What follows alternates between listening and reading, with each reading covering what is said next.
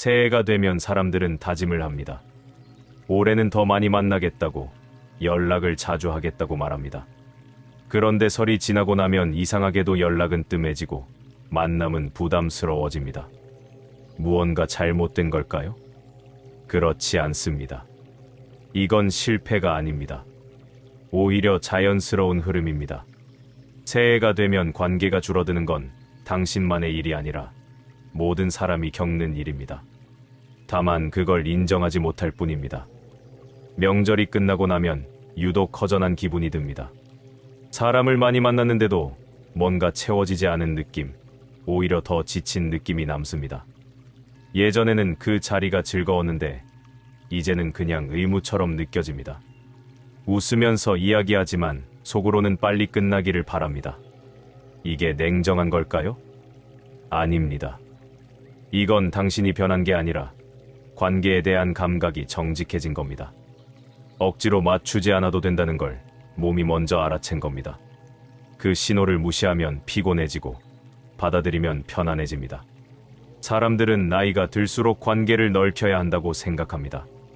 외로우니까 더 많이 만나야 한다고, 더 자주 연락해야 한다고 믿습니다. 그런데 실제로는 그 반대입니다. 나이가 들수록 필요한 건 관계의 확장이 아니라 정리입니다.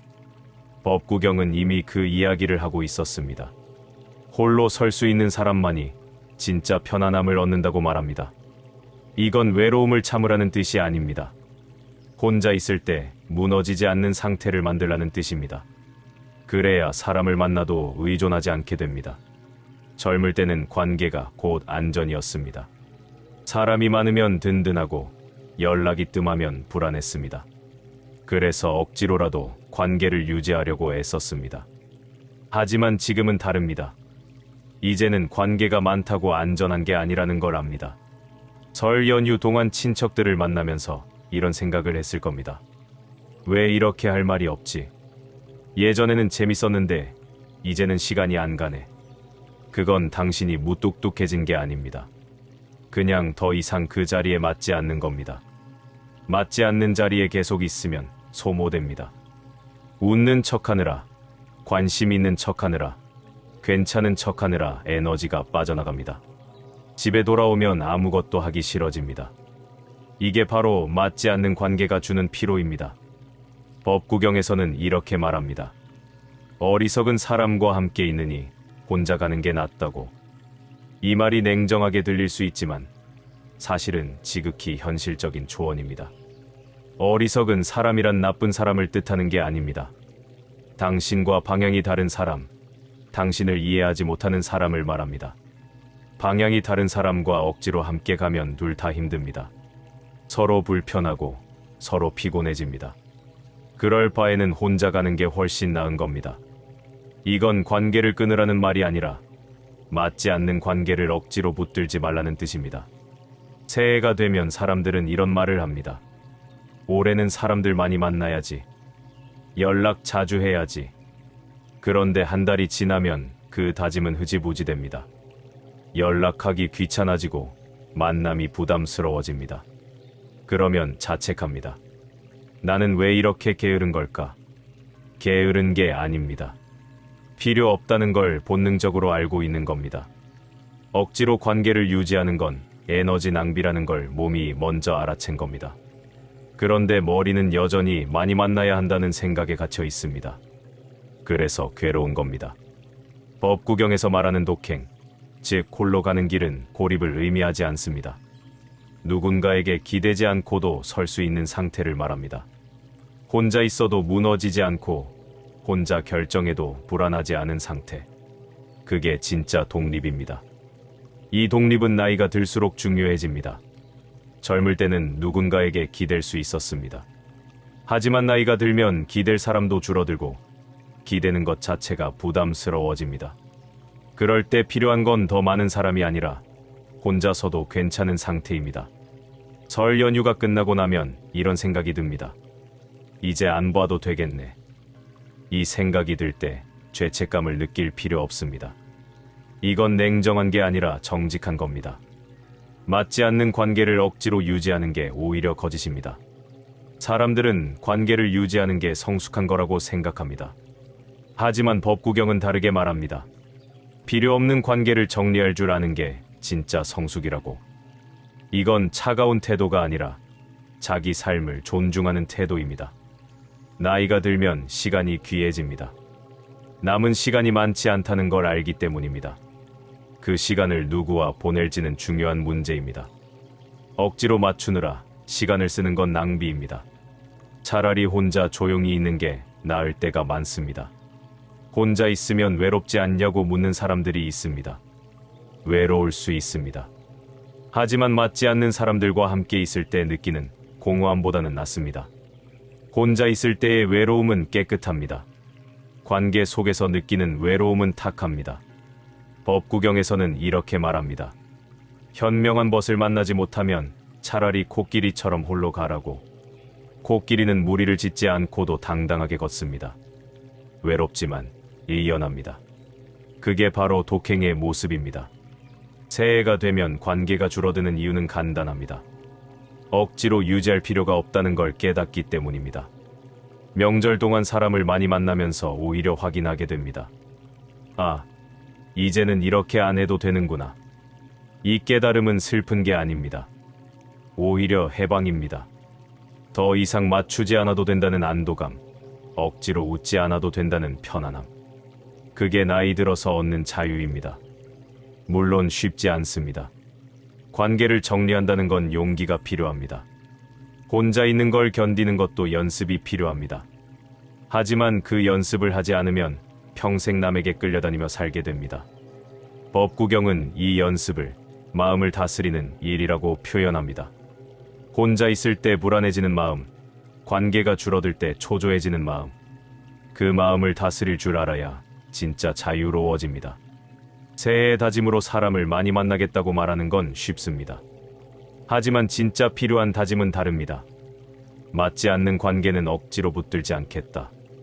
혼자 있어도 무너지지 않는 사람이 되겠다. 이게 진짜 다짐입니다. 이 다짐은 화려하지 않습니다. SNS에 올릴 만한 것도 아닙니다. 하지만 삶을 실질적으로 바꿉니다. 불필요한 관계에 쓰던 에너지를 자기 자신에게 쓸 수 있게 됩니다. 설이 지나고 나서 연락이 뜸해지는 건 이상한 일이 아닙니다. 만나고 싶지 않은 사람과 억지로 만나지 않는 것도 잘못이 아닙니다. 이건 냉정함이 아니라 정직함입니다. 자기 감정에 솔직해지는 겁니다. 법구경에서 말하는 독행은 고독을 즐기라는 뜻이 아닙니다. 누군가 없어도 흔들리지 않는 중심을 만들라는 뜻입니다. 그 중심이 있어야 사람을 만나도 휘둘리지 않습니다. 관계가 줄어들어도 무너지지 않습니다. 나이가 들수록 관계는 자연스럽게 정리됩니다. 억지로 유지하던 관계들이 하나둘 떨어져 나갑니다. 처음에는 불안합니다. 나는 이제 혼자구나 하는 생각이 듭니다. 하지만 시간이 지나면 알게 됩니다. 혼자라는 게 나쁜 상태가 아니라는 걸. 혼자 있을 때 비로소 보이는 것들이 있습니다. 내가 진짜 원하는 게 뭔지, 내가 어떤 사람인지. 사람들과 함께 있을 때는 그게 안 보입니다. 상대방 눈치를 보느라, 분위기를 맞추느라 나를 볼 시간이 없습니다. 법구경은 이렇게 말합니다. 자기 자신을 섬처럼 만들라고. 흔들리지 않는 섬, 홍수가 와도 잠기지 않는 섬. 그 섬이 바로 독행을 통해 만들어지는 내면입니다. 새해가 되면 사람들은 변화를 꿈꿉니다. 더 나은 관계, 더 많은 만남, 더 풍성한 인맥. 하지만 진짜 변화는 다른 데 있습니다. 관계를 늘리는 게 아니라 정리하는 것, 사람을 더 만나는 게 아니라 혼자 있는 시간을 견디는 것. 그게 진짜 성장입니다. 이 성장은 드라마틱하지 않습니다. 조용하고 느립니다. 어느 날 문득 깨닫게 됩니다. 아, 나 이제 혼자 있어도 괜찮네. 이 깨달음이 오면 관계가 달라집니다. 필요 없는 사람에게 시간을 낭비하지 않게 됩니다. 명절이 끝나고 집으로 돌아올 때의 안도감, 그게 바로 신호입니다. 이제는 그렇게 안 해도 된다는 신호, 억지로 맞추지 않아도 된다는 신호. 그 신호를 무시하지 마세요. 그게 당신 몸이 보내는 정직한 메시지입니다.